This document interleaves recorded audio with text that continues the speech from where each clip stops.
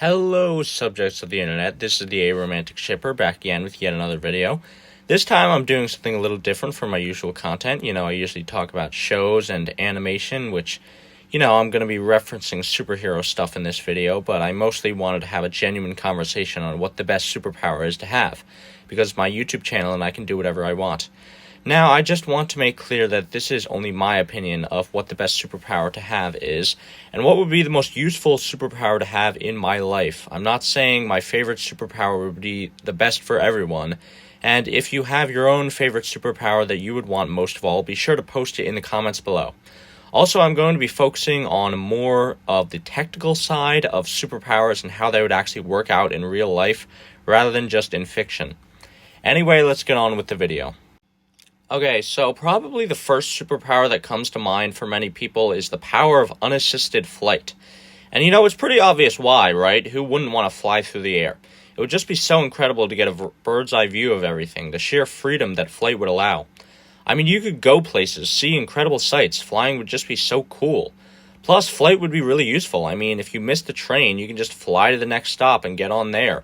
Or just go and fly all the way to your destination. You have so much ease and mobility, which would make it really easy to navigate your everyday life where you don't have to walk and drive everywhere.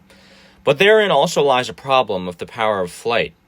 Flying makes things way too easy. I mean, I am someone who tries to stay in shape, so I make sure to, run or bike somewhere whenever I am able to. But when you have the power to fly, why the heck would you ever need to use your legs? So the biggest drawback for me when it comes to flying is that being bound by gravity would lead to bone and muscle atrophy. There are also smaller logistical factors like a person's speed being limited by air resistance, the risk of dropping stuff you're carrying while in mid-flight, and the fact that, even if you can fly, that doesn't mean the stuff you're carrying can fly, so you still have to deal with carrying the weight of everything you want to take with you. Overall, flying would be absolutely awesome, but it's not the best or the most practical superpower. Let's move on to telekinesis, force powers, the ability to move stuff with your mind. This superpower actually makes up for a disadvantage of flight. While you aren't able to make yourself fly, you are able to make other things fly. If you combine flight and telekinesis into one, you would definitely have quite a formidable combination. But yeah, telekinesis just has tons of practical uses. If you ever need to move or lift something heavy, you can just get it done a lot faster and a lot easier compared to using manpower.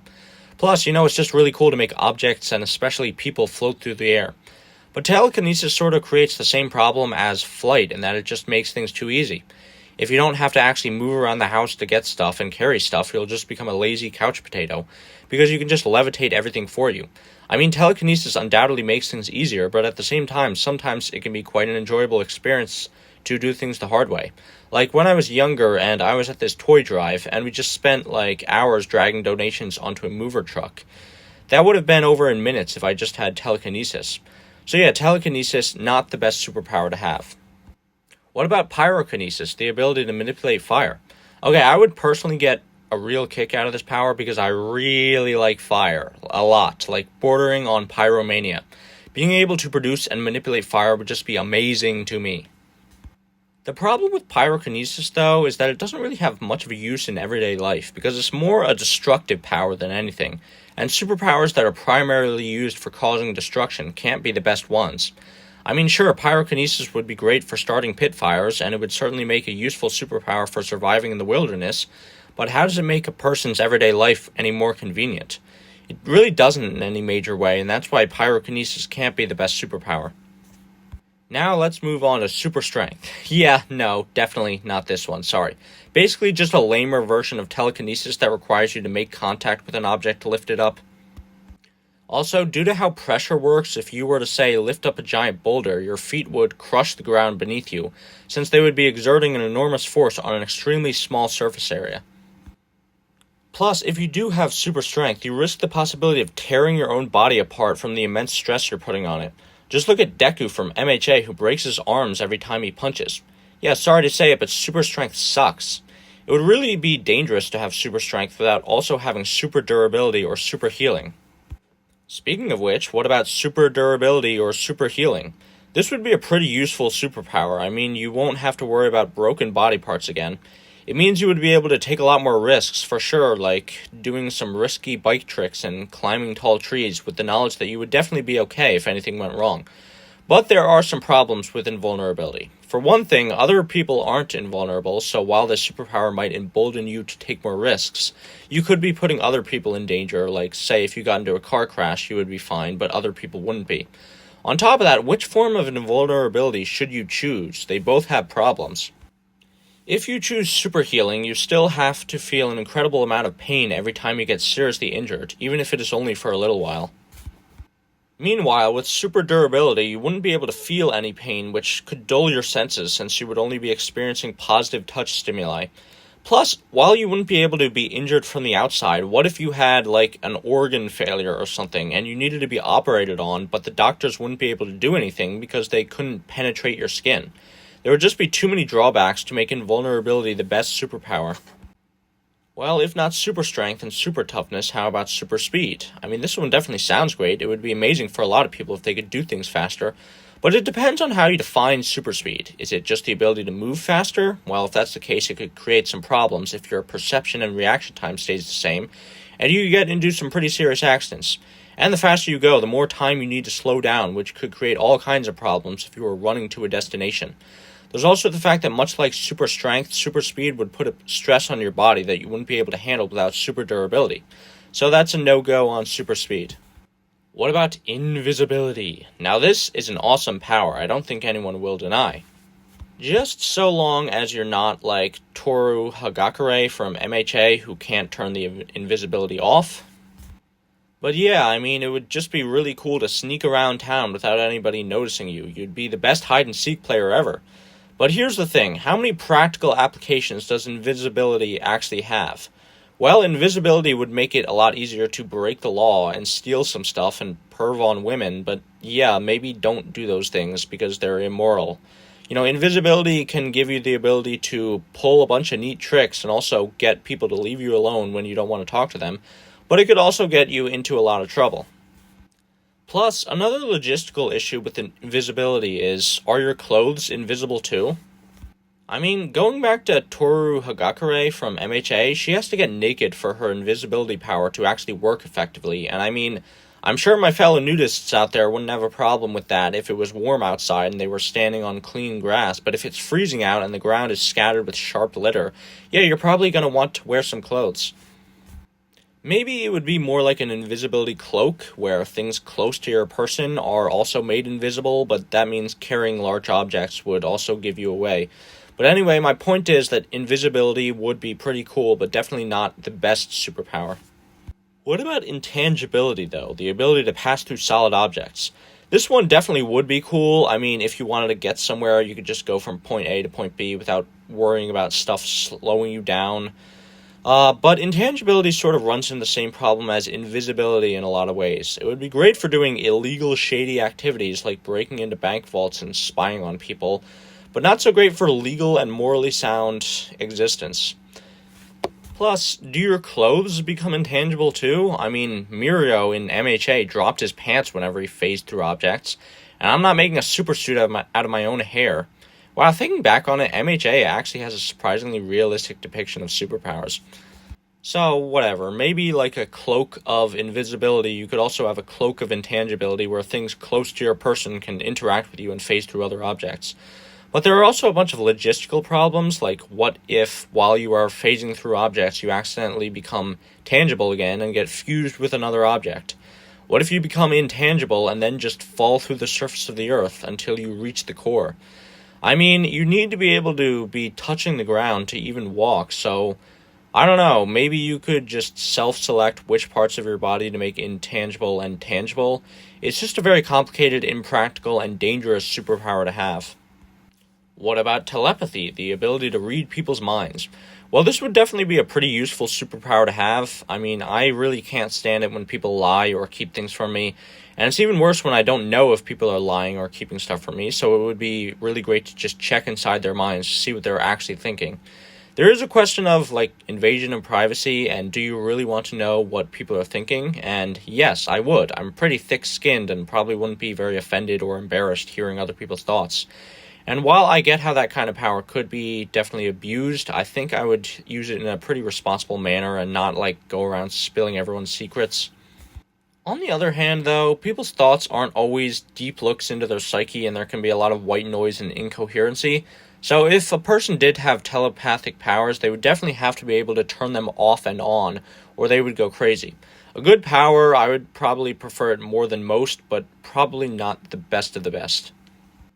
What about teleportation, the ability to transfer yourself anywhere in the universe with just a thought?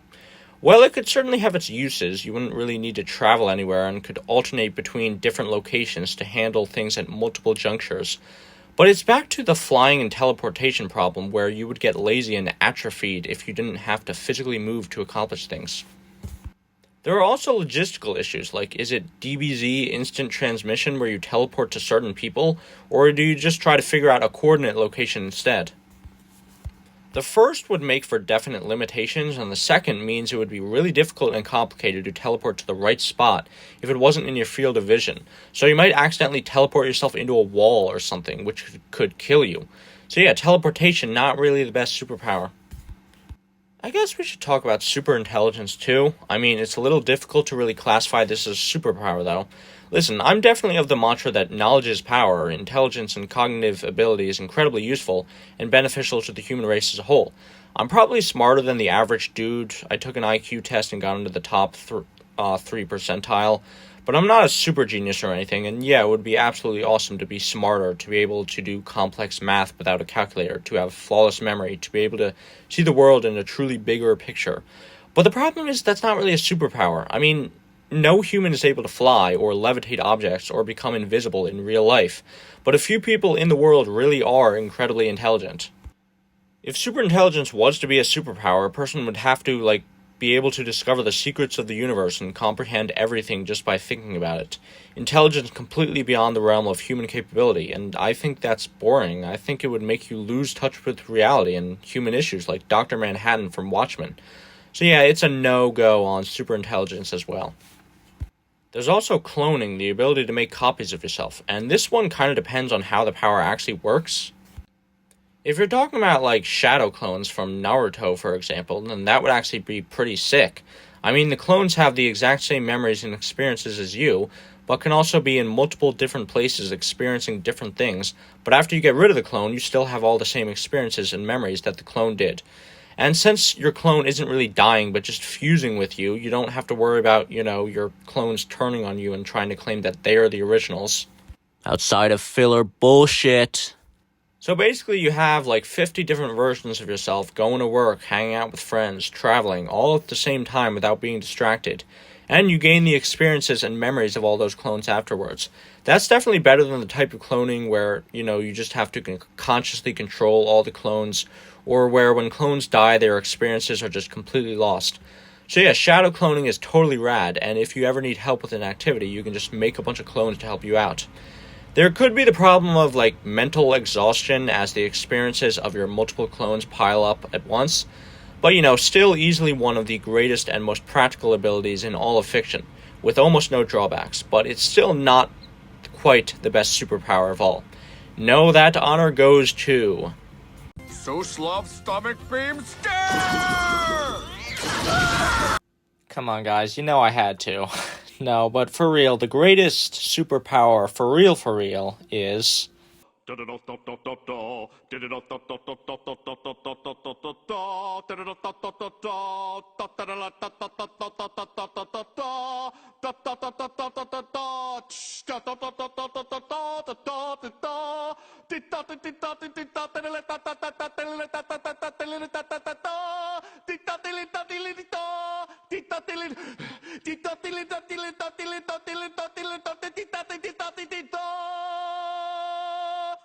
Time travel! What? I see this as an absolute win. Yes, that's right. Time travel, or more specifically time manipulation, is without a doubt the best superpower to have. Because really think about it. What is the main concern of someone in a 21st century first world lifestyle? Time. People run themselves ragged trying to get time to do everything they have to do People are constantly scrambling for more time to get stuff done. I myself constantly wish I had more time, more than any of the other superpowers I went over in this video. Now yes, cloning and duplication, the previous power listed, could definitely help with the lack of time people have, but time manipulation is even better, and I'm going to explain why.